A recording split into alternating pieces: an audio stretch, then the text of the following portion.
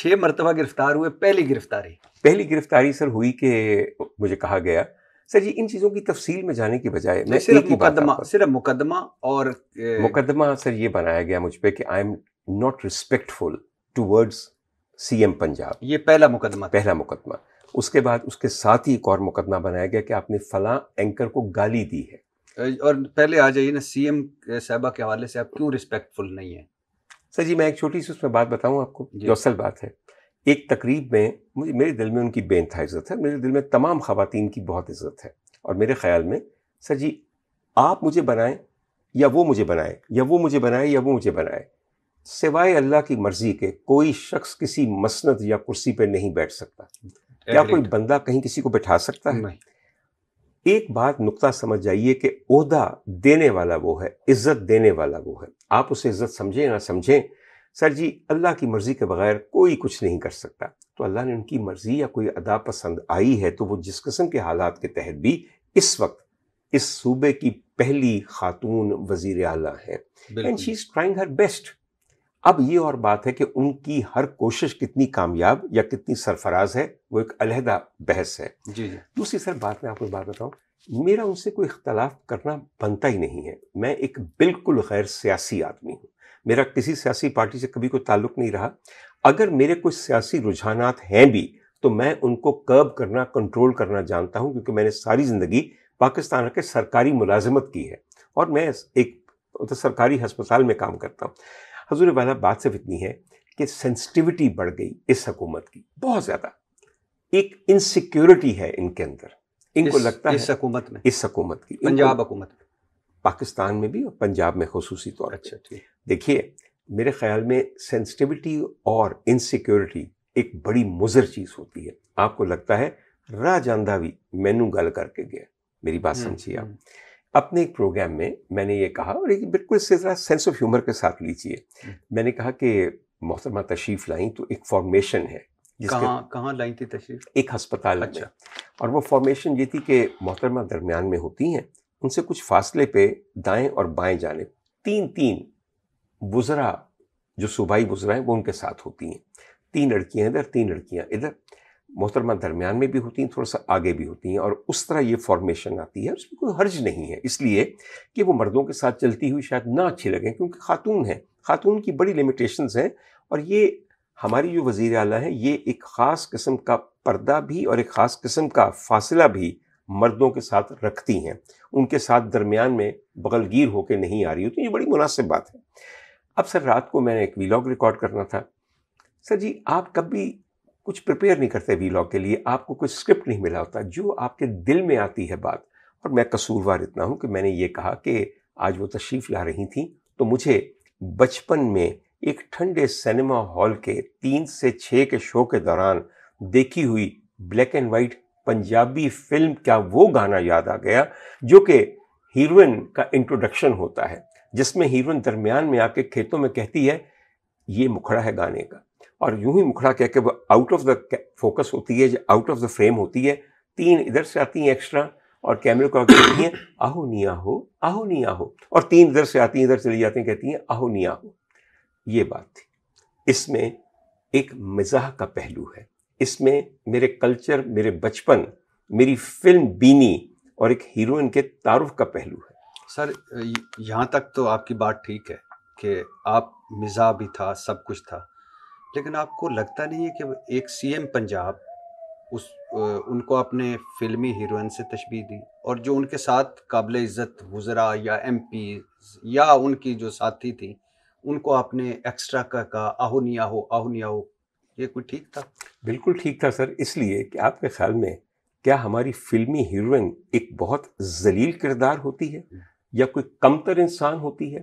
وہ خاتون جو کہ برسوں تک ہماری بنجر اور بوجھل قومی زندگیوں کو گل و گلزار کرتی ہو، اپنی اداؤں سے، اپنی اداکاری سے، اپنے حسن سے، اپنے فن سے، اپنی محنت سے، میری نظر میں سر وہ یقین کیجئے آپ کی کسی بھی خاتون سیاستدان سے زیادہ قابل عزت ہے. سر میرے لیے دونوں قابل عزت ہیں، سیاستدان بھی اور ہیروئنز بھی، اور میں کبھی بھی نہیں کہتا کہ وہ کوئی ایک بھی فیلڈ جو ہے وہ نیچے والا ہے. ایک آرٹ ہے، ایک سیاست ہے.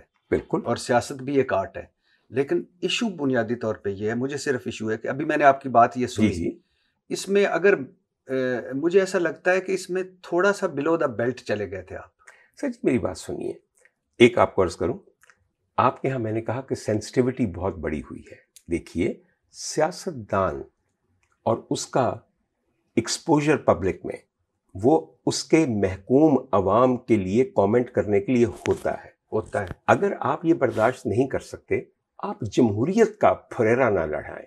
آپ کہیں ڈکٹیٹرشپ ہے, خبردار کسی نے مجھ پہ کوئی کامنٹ کیا, کوئی تنقید کی یا کسی قسم کا بھی جملہ پاس کیا, حضور والا جمہوریت میں آپ کسی کا منہ پکڑ کے رہتے ہیں؟ آپ چنتے ہیں کہ آپ کو کیا کہا گیا. دوسری بات ہے کہ اس میں تذلیل کا پہلو کہاں سے ہے, مجھے آپ یہ بتا دیجئے, اس میں گالم گلوچ کہاں ہے؟ نہیں, جب آپ مثال کے طور پہ, ایک مرتبہ میرا دوست ہے کامران شاہد, اس نے کہا کہ آپ صحافیوں کے منور ظریف ہیں. اب مجھے منور ظریف سب کمال پسند ہے, بے شک, اور میں ان کا بڑا فین ہوں. انہوں نے آپ کا مرتبہ بہت اونچا کر دیا, اور میں سمجھتا ہوں کہ میں اس قابل ہی نہیں ہوں کہ منور کی میم کو بھی پہنچوں. بالکل. لیکن اگر مثال کے طور پہ ایک اور میرا بیک گراؤنڈ ہوتا اور میں کہتا ہوں تو مینو مزاحیہ اداکار نال ملا دیتا ہے, تو میں کہنے کا مقصد ہے کہ آپ کس اینگل سے چیزیں لیتے ہیں. ایبسولوٹلی میں یہی کہہ رہا ہوں سر جی, کہنے والے کی نیت تو ہے, مگر کبھی ٹھنڈے دل سے یہ بھی سوچئے کہ جس شخص کے ساتھ آپ کو ملایا جا رہا ہے, کہیں ایسا تو نہیں کیونکہ آپ کو اس سے ملا دیا گیا تو وہ حد کی عزت کا دعویٰ کرتے. آپ نے بھی فلمی ہیروئن کو جو کہا ہے, میری زندگی میں جتنا رنگ, جتنا روپ اور نور بھرا ہے وہ ہماری پرانی ہیروئنس نے بھرا ہے. میں نے آج تک اپنی فلمی اداکاراؤں سے کبھی کوئی غلط لفظ, غلط جملہ, غلط عادت نہیں سیکھی. میری تربیت میں میرے والدین کے بعد اگر کسی کا ہاتھ ہے تو وہ یقین کیجئے ان خواتین کا ہے جن کو میں دور سے بیٹھ کے پردہ فلم پہ دیکھتا تھا. پھر جب آپ کے اندر ایک خواہش اور محبت پیدا ہوتی ہے تو خواہش اور محبت کا جو ڈیڈلی کمبینیشن ہے وہ مرکز محبت کو اور اس سے ملنے کی خواہش کو اس حد تک پہنچاتا ہے کہ وہ شخص بعد میں آپ کا ہمیشہ کے لیے دوست بن جاتا ہے. اچھا سر, مجھے پتا ہے میں کھو جاؤں گا ان باتوں میں, مجھے یہ بتائیے گا کہ یہ آپ نے ولاگ ریکارڈ کروایا؟ جی بالکل ولاگ, اور اس کے بعد پھر آپ پہ مقدمہ بن گیا؟ سر جی اس کے بعد میرے پہ یہ پورا کیس بنایا گیا کہ ڈاکٹر عمر عادل جو ہے وہ خواتین کے لیے بہت غلط لفظ استعمال کرتا ہے. ایک سر جی بات میں آپ کو بتاؤں, میں نے بڑی دفعہ پوچھا, جب یہ مجھے گرفتار اس طرح کیا جاتا تھا کہ سب سے پہلے بلایا جاتا تھا کہ آئیے آپ سے سوال و جواب کرتے ہیں. یہ آپ اس ولاگ کے بعد آپ کو این سی سی آئی میں نے بلایا؟ سر این سی سی آئی اس زمانے میں پیدا نہیں ہوئی تھی, اس کی ماں موجود تھی, کہتے تھے cyber crime wing of F I A. اس میں آپ گئے؟ اس میں بلایا جاتا تھا اور ان کے پاس کوئی ایف آئی آر نہیں ہوتی تھی. وہ آپ کو کہتے تھے کہ ہم آپ کی انویسٹیگیشن کے لیے بلا رہے ہیں. 5 گھنٹے بٹھا کے ان کے پاس کوئی سوال نہیں ہوتا تھا.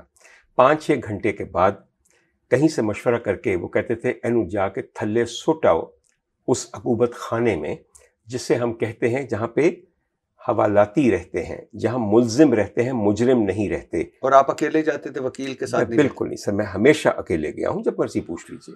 اور میں کہتا تھا اور اپنے آئیو سے پوچھتا تھا جو مجھ سے نظریں چراتے تھے, مجھے اپنا ہر آئیو یاد ہے, اور وہ نظریں چراتے تھے. میں کہتا تھا کیوں, ایسا کیوں وہ نظریں چراتے تھے.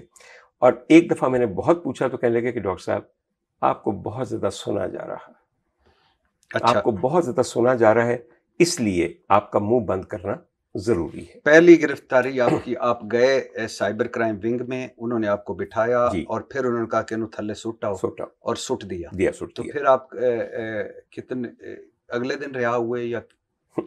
سر جی اگلے دن مینڈیٹری ہوتا تھا اس زمانے کے اندر کہ آپ کو لے کے جایا جائے ایف آئی اے کورٹ. بھٹی صاحب آپ مجھ سے بہتر جانتے ہیں, ایف آئی اے کا جج بھی ایف آئی اے کا اہلکار ہے. خدا را یہ نہ ہی تضحیق ہے جج صاحب کی, نہ ہی ان کی عدالت کی توہین ہے. نہیں, جج صاحب تو علیحدہ نہیں ہوتے, وہ سول جج ہوتے ہیں, ایڈیشنل سیشن جج ہوتے ہیں, وہ ایف آئی اے کے ملازم تو نہیں ہوتے. آپ اسی دھوکے میں رہی, میں اپنے تجربے کی بات کر رہا ہوں. اچھا, تجربے کی بات کر رہے ہیں. اچھا سر, کمال بات ہے نا کہ F I A cyber crime wing ہو یا این سی سی آئی اے ہو, ایک مقصد کے تحت آپ کو گرفتار کرتا ہے, اور جج صاحب ان کا یہ پورا بیلا ہوا پاپڑ اگلے دن اپنے ایک آرڈر سے آپ کو بیل دے کے رہا کر دیں. سر بات بنتی تو نہیں نا. اچھا آپ اگلے دن رہا ہو گئے؟ جی اگلے دن رہا ہو گیا. دوسرا مقدمہ بھی سر اسی نوعیت کا تھا کہ فلاں خاتون کو آپ نے گالی دی ہے. کس خاتون کو گالی دی؟ ایک آپ کی اسلام آباد میں ایک خاتون ہے جن کو میں جانتا تک نہیں, جن کے ساتھ میری کوئی تعلق واسطہ نہیں. میں سمجھ گیا, میں اس پہ آگے آتا ہوں. غریدہ فاروقی صاحبہ کی بات ہے, اس پہ دوسرا مقدمہ. بالکل سر. اور پھر اس پہ بھی گرفتاری ہوئی؟ اس پہ بھی گرفتاری ہوئی سر. اور پھر اگلے دن اس پہ بھی بیل ہو گئی. تیسرا مقدمہ. اس سے پہلے میں غریدہ فاروقی صاحبہ سے میں بالکل ایک معذرت کر چکا تھا کیونکہ I have got nothing against. جی میں اس پہ آتا ہوں. جی اور دوسری بات ہے کہ سر میں عرض کروں آپ کو, گالی وہ ہے جو کہ سائبر اسپیس میں دی جائے. میرے پاس ایک لڑکا انٹرویو کرنے کے لیے اس نے مجھے بلایا, بہت زیادہ اصرار کر کے بلایا. تو میں نے کہا بیٹا بات ہماری ہو رہی تھی کہ میڈیا میں مردوں اور عورتوں کے لیے ڈسکرمنیشن ہے. جس مقام اور جس عزت اور جس نانسنس کو عورت کی طرف سے ٹالریٹ کیا جاتا ہے اور جو پے پیکج عورت کو دیا جاتا ہے وہ مرد اینکر کبھی سوچ ہی نہیں سکتا. میں یہ آپ کی بات نہیں کر رہا یا آپ کے قبیلے کے لوگوں کی بات نہیں کر رہا, میں عام انٹرٹینمنٹ کے پروگراموں کی بات کر رہا ہوں. اگر میں ایک رمضان ٹرانسمیشن کر رہا ہوں اور میں ایز اے میل بیٹھا ہوا ہوں اور کنٹینٹ کی ذمہ داری میری ہے اور ایک ساتھ ایک خاتون بیٹھی ہوئی ہیں جو ظاہر ہے کہ تصویر کائنات میں رنگ بھرنے کے لیے بیٹھی ہیں مینلی, تو سر ان کا پے چیک دیکھیے گا اور میرا پے چیک دیکھیے گا, آپ حیران رہ جائیں گے کہ بڑا فرق ہوتا ہے. پھر سر عورت سر بہت زیادہ پازیٹیو ڈسکرمنیشن کو پسند کرتی ہے. آپ جب تک اس کو ڈسکرمنیٹ کر کے پازیٹیولی سپیریئر ثابت کرتے رہیں سب ٹھیک ہے. اگر کہیں اس کو لگے کہ نہیں مجھ سے زیادہ مرد کو پریفر کیا جا رہا ہے یا کوئی ایسی میری شان میں کمی آ رہی ہے, پھر پیکا ایکٹ آ جاتا ہے, سیکشل ہریسمنٹ آ جاتی ہے, عورت مارچ چل پڑتی ہے, عورت کے اوپر باڈی شیمنگ کا قصہ چل پڑتا ہے. حضور والا میں خواتین کو ایک بات کہتا ہوں اور آپ کے قانون ساز اداروں کو بھی ایک کہتا ہوں, عورت کو عورت رہنے دیں, اس کو ڈائن نہ بنائیں, اتنا مشکل نہ کر دیں کہ ہم اس کے ساتھ کام نہ کر سکیں. خوف کے مارے کبھی بھی عزت پیدا نہیں ہوتی. میں آپ کو یہ عرض کروں, وہ عورت جو آپ کو اپنا ایک محافظ سمجھتی ہے, بھائی سمجھتی ہے یا باپ سمجھتی ہے یا اپنا اس آدمی سے وہ عورت بہتری کی امید رکھے. جس آدمی کو ہمہ وقت یہ خوف ہے کہ میں نے اگر نظر زیادہ بھر کے دیکھ لی یا کچھ میں نے آپ کا جملہ کاٹ دیا تو وہ خاتون یوں ابھی پاؤں مارتے مارتے چینل کے سیٹ کے پاس پہنچے گی اور کہے گی کٹ ڈن, اور وہ نکال دیا جائے گا. تو ان صاحب سے میری یہ بات ہو رہی تھی کہ بھیا تم آج پوڈ کاسٹ کر رہے ہو, جب تم ٹیلی ویژن کرتے تھے تو کیا تم نے کبھی کسی خاتون اینکر کا پروگرام پروڈیوس کیا؟ اس نے کہا جی کیا. میں نے کہا کون سا؟ کہنے لگی جی غریدہ فاروقی کے ساتھ. اور میں نے اگلا جملہ یہ کہا سب کچھ نیٹ پہ موجود ہے. میں نے کہا پھر یہ بتاؤ اس پروگرام سے انہوں نے تمہیں نکالا یا تم نے ان کو نکالا؟ یعنی کہ پروڈیوسر کی مرضی تھی یا اینکر کی مرضی تھی کہ کون ٹیم میں شامل ہوگا, جس پہ وہ اپنی مونچھوں کو تاؤ بھی تک تو دے رہے تھے, ایک دم مجھے تھلے ڈگ پئیاں اور تقریباً 8:20 انہوں نے منہ پہ بج گئے. آپ نے 8:20 دیکھے نا, 2 گھڑیوں والی تھی وہ, اور کھسیانی جی. میں کہا وہ پروگرام کون سا تھا؟ مجھے یاد نہیں آ رہا تھا. میں نے کہا جی فور کے بعد وہاں بلیپ لگا دی گئی. بلیپ لگانے کا مطلب پتہ کیا ہوتا ہے کہ آپ نے سینسر کر دی. جو میرے منہ سے لفظ نکلا تھا اگر اسے جانے دیا جاتا تو پھر میں مانتا کہ میں نے کچھ غلط کہا. آپ نے بلیپ لگا کے وہاں کونوٹیشن دے دی. میں اس وقت یہ کہوں, ایک بات آپ مجھے کہیں کہ ڈاکٹر صاحب آپ نے مجھے فلاں خاتون کا نام لینا ہے جس سے آپ نفرت کرتے ہیں, اور میں نام ابھی آدھا ہی لے رہا ہوں تو آپ آگے سے بلیپ لگا دیں, تو پتہ چل جائے گا کہ ہائے کچھ بھی نہ کہا, کہہ بھی گئے. جو چیز سائبر اسپیس میں گئی نہیں, جو گالی اگر تھی گئی نہیں, میں اس کا ملزم کیسے ہو سکتا؟